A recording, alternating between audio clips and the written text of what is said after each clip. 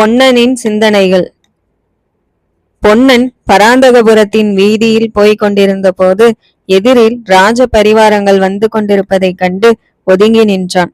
பல்லக்கில் அமர்ந்திருந்த குந்தவி தேவியை தீவர்த்தி வெளிச்சத்தில் பார்த்தான். இதற்கு முன் அவன் மனதில் என்றும் தோன்றாத பக்தியும் மரியாதையும் அவளிடம் அவனுக்கு உண்டாயிற்று. தெய்வீக சௌந்தரியம் பொருந்திய இந்த தேவியின் உள்ளமும் தெய்வத்தன்மை கொண்டதாக வல்லவா இருக்கிறது. வழியில் அனாதையாய் கிடந்தவனை தூக்கி தன்னுடைய பல்லக்கில் ஏற்றி கொண்டு வருவதற்கு எவ்வளவு கருணை, தயாளம், பெருந்தன்மை வேண்டும்.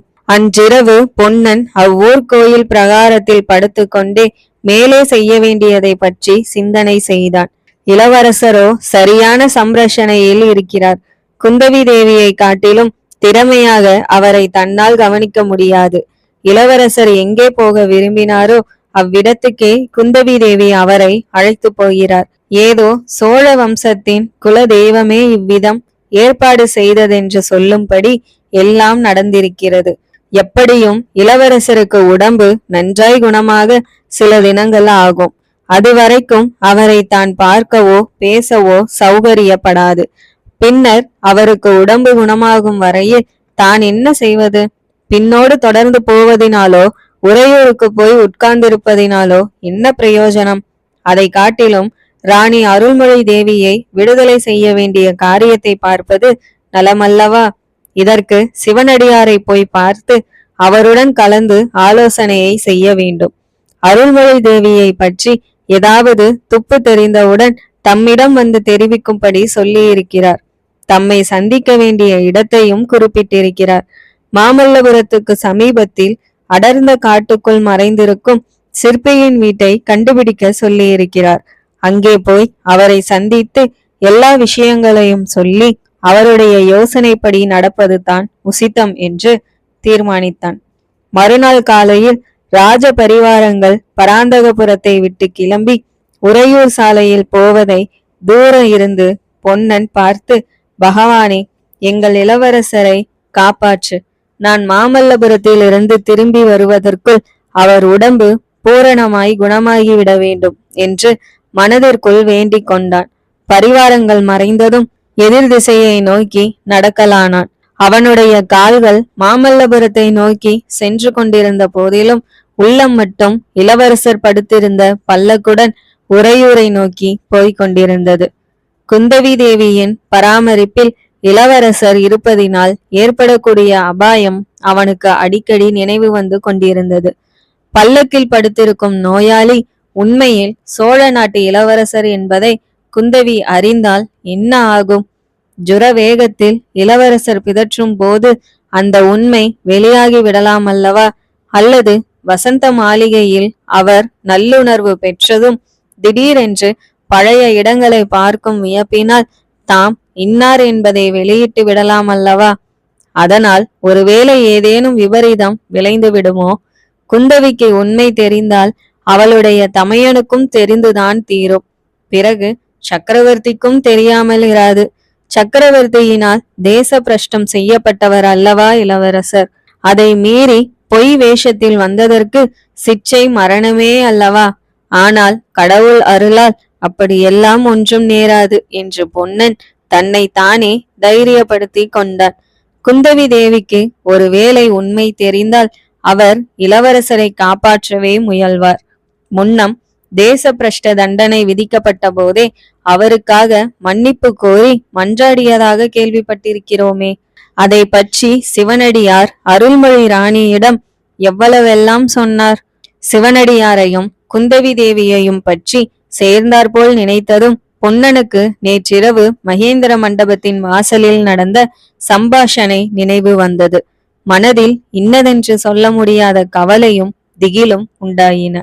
சிவனடியாரை பிடித்து கொண்டு வரும்படி குந்தவி தேவி மாரப்ப பூபதிக்கு கட்டளையிட்டிருக்கிறாராமே. இது எதற்காக? அந்த சிவனடியார் தான் யார்? அவர் உண்மையில் உத்தம புருஷர்தானா அல்லது கபட சந்நியாசியா? சோழ குலத்துக்கு அவர் உண்மையில் சிநேகிதரா அல்லது சிநேகிதர் போல் நடிக்கும் பகைவரா? இளவரசர் திரும்பி வந்திருப்பது பற்றியும் இப்போது குந்தவி தேவியின் பராமரிப்பில் வசந்த மாளிகைக்கு போயிருப்பது பற்றியும் அவரிடம் சொல்லலாமா கூடாதா? ஐயோ, அதெல்லாம் பற்றி இளவரசரிடம் கலந்து பேசாமற் போனோமே என்று பொன்னன் துக்கித்தான். இன்னொரு விஷயம் பொன்னனுக்கு வியப்பை அளித்தது. இளவரசரை ஒற்றர் தலைவன் ஆபத்திலிருந்து விடுவித்த பிறகு அன்றிரவு காட்டில் ஒரு சிற்பியின் வீட்டில் தங்கியதாக அல்லவா சொன்னார். தன்னை சிவனடியார் வந்து காண சொல்லி இருப்பதும் காட்டின் நடுவில் உள்ள சிற்பியின் வீட்டில்தானே. அடையாளங்களை பார்த்தால் இரண்டும் ஒரே இடமாக அல்லவா தோன்றுகிறது. ஒற்றர் தலைவனுக்கும் சிவனடியாருக்கும் ஏதேனும் சம்பந்தம் உண்டா? சிவனடியார் ஒரு மகான் என்ற எண்ணம் பொன்னனுக்கு பூரணமாக இருந்தது. அவர் தன்னை ஒரு சமயம் மாரப்பனிடம் அகப்படாமல் காப்பாற்றியதை அவன் எந்த நாளும் மறக்க முடியாது. இன்னும் அருள்மொழி ராணி அவரிடம் பூரண நம்பிக்கை வைத்திருந்தார் என்பதிலும் சந்தேகம் இல்லை. ஆனாலும் அவர் உண்மையான சிவனடியார் அல்ல, அவ்விதம் வேடம் பூண்டவர் என்று சந்தேகிப்பதற்கு வேண்டிய ஆதாரங்கள் இருந்தன. வள்ளி இவ்விதம் சந்தேகித்ததுடன் அவர் யார் என்பதை பற்றியும் ஒரு யூகம் கூறினாள்.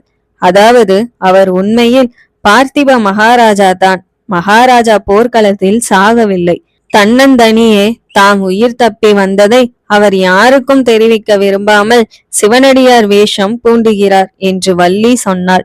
அவளுடைய மதியூகத்தில் பொன்னனுக்கு எவ்வளவோ நம்பிக்கை உண்டு என்றாலும் இதை அவனால் ஒப்புக்கொள்ள முடியவில்லை. அவனுடைய சந்தேகத்தை அதிகப்படுத்தும்படியான இன்னொரு சம்பவம் நேரிட்டது.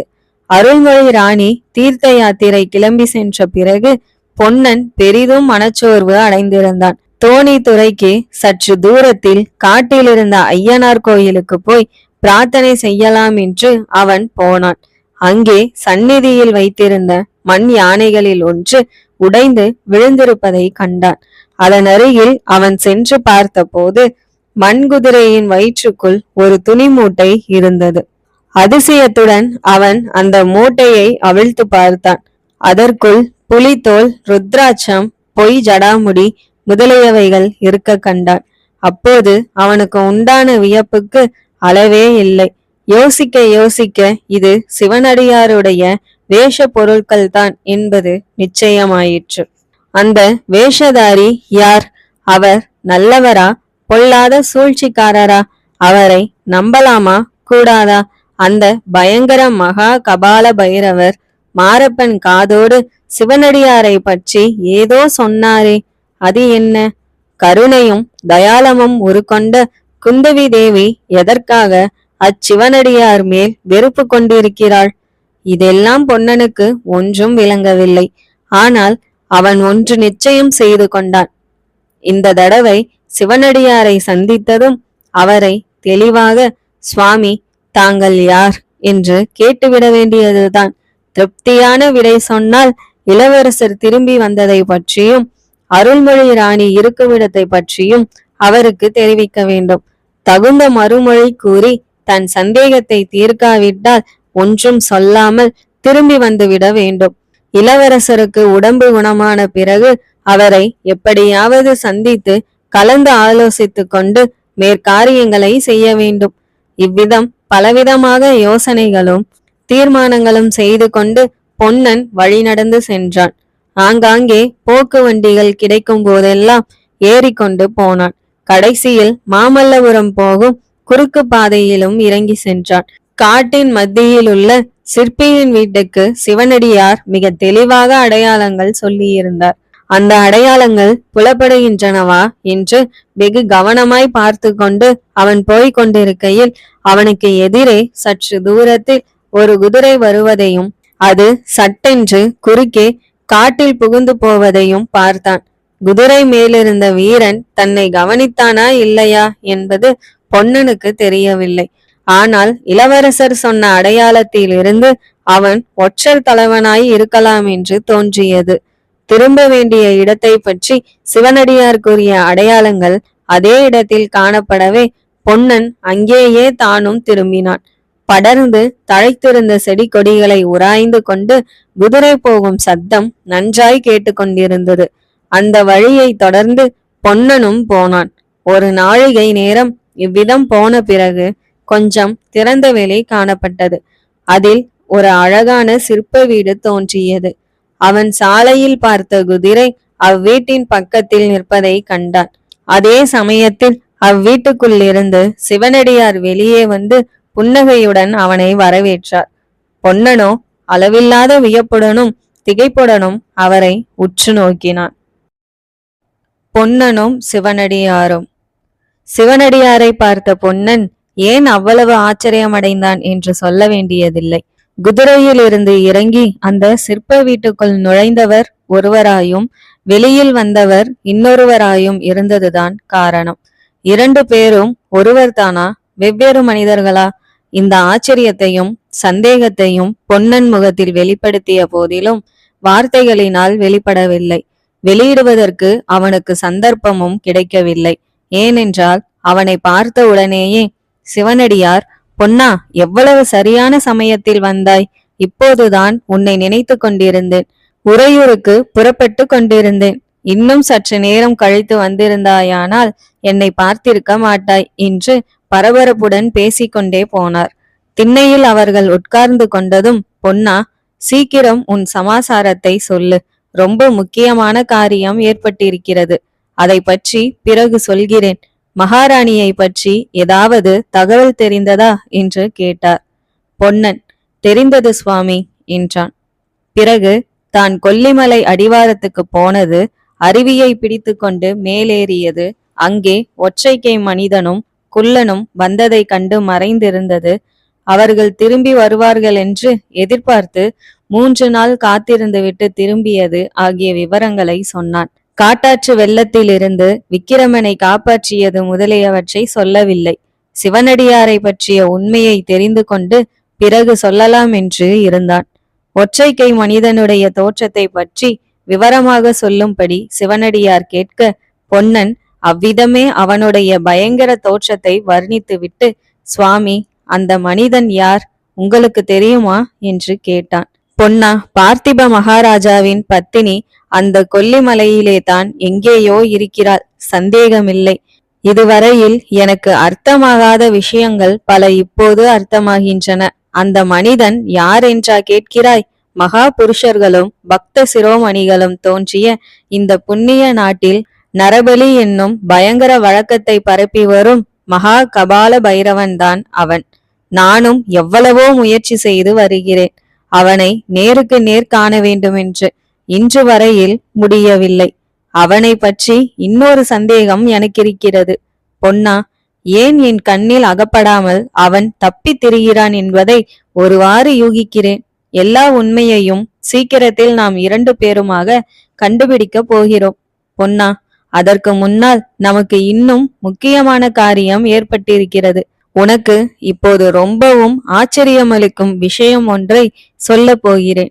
சோழ நாட்டு இளவரசர் திரும்ப வந்திருக்கிறார் என்று சொல்லி சிவனடியார் பொன்னனுடைய முகத்தை உற்று பார்த்தார். அவனுடைய முகத்தில் சிறிது வியப்புக்குறி காணப்பட்டதை தவிர குதூகலமும் மகிழ்ச்சியும் தோன்றாதது கண்டு சிவனடியார், என்ன பொன்னா, உனக்கு நான் சொல்வதில் நம்பிக்கை இல்லையா என்று கேட்டார். பொன்னன் இன்னும் சிறிது ஜாக்கிரதையுடன், தங்களுடைய வார்த்தையில் எனக்கு அவநம்பிக்கை ஏற்படுமா சுவாமி?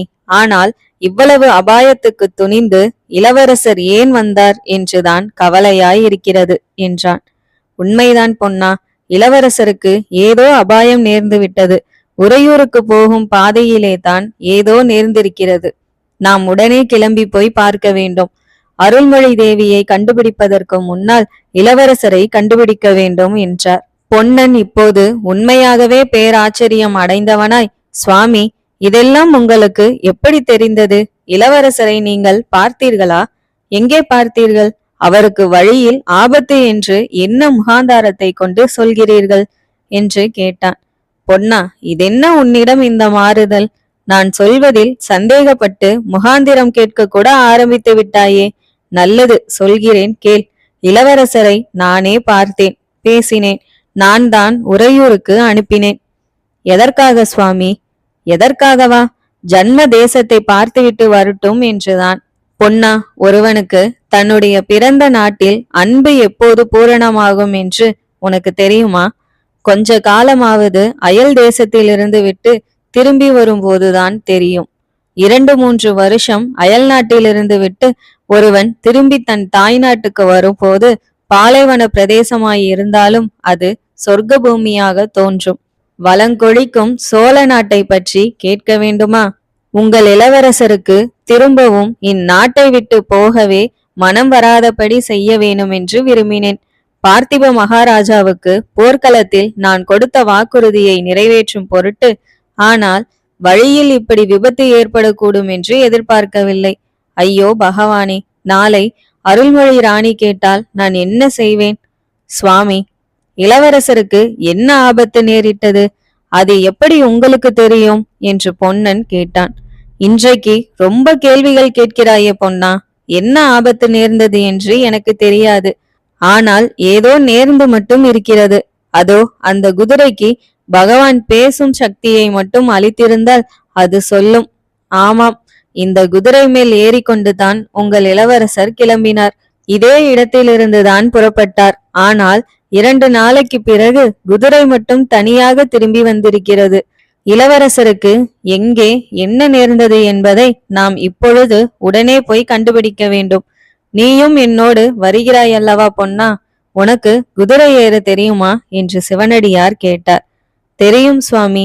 ஆனால் நான் தங்களுடன் வருவதற்கு முன்னால் தங்களிடம் இன்னும் சில விஷயங்கள் தெரிந்து கொள்ள வேண்டும் என்றான் பொன்னன். என்ன என்று சிவனடியார் தம் காதுகளையே நம்பாதவர் போல் கேட்டார். ஆமாம், இன்னும் சில விவரங்கள் தெரிய வேண்டும். முக்கியமாக தாங்கள் யார் என்று சொல்ல வேண்டும் என்றான். சிவனடியாரின் முகத்தில் புன்னகை அரும்பியது. ஓஹோ, அப்படியா என்றார். சற்று முன்னால் சாலையிலிருந்து தாங்கள் குதிரை மீது வந்ததை நான் பார்த்தேன். அப்போது வேறு உருவம் கொண்டிருந்தீர்கள். இந்த வீட்டுக்குள்ளேயே போய் வெளியே வரும்போது வேறு ரூபத்தில் வந்தீர்கள். ஆனால் இந்த 2 உருவங்களும் தங்களுடைய சொந்த உருவம் அல்ல என்று எனக்கு தோன்றுகிறது. இந்த சந்தேகம் சுவாமி எனக்கு வெகு நாளாகவே உண்டு. ஆனால் இப்போது கேட்டு தெரிந்து கொள்ள வேண்டிய அவசியம் நேர்ந்திருக்கிறது. உண்மையில் தாங்கள் யார் என்று சொன்னால் என்ன? சுவாமி, மிகவும் முக்கியமான ஒரு விஷயம். தாங்கள் அறிந்து கொள்ள விரும்பக்கூடிய விஷயம் எனக்கு தெரியும். அதை சொல்லுவேன். இல்லாவிட்டால் என் வழியே நான் போவேன். சிவனடியார் சற்று யோசித்தார். பொன்னனுடைய முகத்தில் உள்ள உறுதிக்குறியை கவனித்தார். பொன்னா, அவசியம் நீ தெரிந்து கொண்டுதான் தீர வேண்டுமா? ஆமாம் சுவாமி. அப்படியானால் சொல்கிறேன். ஆனால் நீ எனக்கு ஒரு வாக்குறுதி கொடுக்க வேண்டும். வேறு யாரிடமும் சொல்லக்கூடாது. பரம ரகசியமாய் வைத்திருக்க வேண்டும் என்றார். அப்படியே செய்கிறேன் சுவாமி. போர்க்களத்தில் வீர மரணம் அடைந்த பார்த்திப மகாராஜாவின் ஆணையாக சொல்வாயா? பார்த்திப மகாராஜாவின் ஆணையாக சொல்கிறேன் சுவாமி. அப்படியானால் இதோ பார் என்று சிவனடியார் அன்று போர்க்களத்தில் பார்த்திபன் முன்னால் செய்தது போல தம்முடைய ஜடாமகுடத்தையும் மீசை தாடிகளையும் நீக்கினார். பொன்னன், பிரபு, தாங்கள் தானா என்று சொல்லி அவர் முன்னால் சாஷ்டாங்கமாக நமஸ்கரித்தான். இதற்கு முன்னால் வள்ளி உனக்கு சொல்லவில்லையா பொன்னா என்று சிவனடியார் மீண்டும் ஜடாமகுடம் முதலியவற்றை தரித்து கொண்டு கேட்க, வள்ளி பெரிய கள்ளியாயிற்றே, நிஜத்துக்கு மாறான விஷயத்தை சொன்னாள். தங்களைத்தான் அவள் சொல்கிறாளா என்று நான் சந்தேகித்து கேட்டேன். இல்லை, தாங்கள் பார்த்திப மகாராஜா என்று ஒரு பெரிய பொய் புழுகினாள். அவளை லேசில் விடுகிறேனா பாருங்கள். எனக்கும் இப்போது ஒரு பெரிய ரகசியம் தெரியும். அதை அவளுக்கு சொல்வேனா என்றான். பிறகு பொன்னன் காட்டாற்று வெள்ளத்தில் தான் இறங்கி இளவரசரை காப்பாற்றியது முதல் அவரை குந்தவி தேவி தன் பல்லக்கில் ஏற்றி அழைத்து சென்றது வரையில் எல்லா விவரங்களையும் தெளிவாக சொன்னான். இதற்கு முன்னெல்லாம் எதற்கும் ஆச்சரியம் அடையாதவராயிருந்த சிவனடியார் இப்போது அளவிட முடியாத வியப்புடன் பொன்னன் கூறிய விவரங்களை கேட்டுக்கொண்டிருந்து விட்டு, பொன்னா, உங்கள் இளவரசரை பற்றிய கவலை தீர்ந்தது. விக்கிரமன் பத்திரமாயிருப்பான். நாம் அருள்மொழி ராணியை தேடி விடுதலை செய்ய வேண்டும் என்றார்.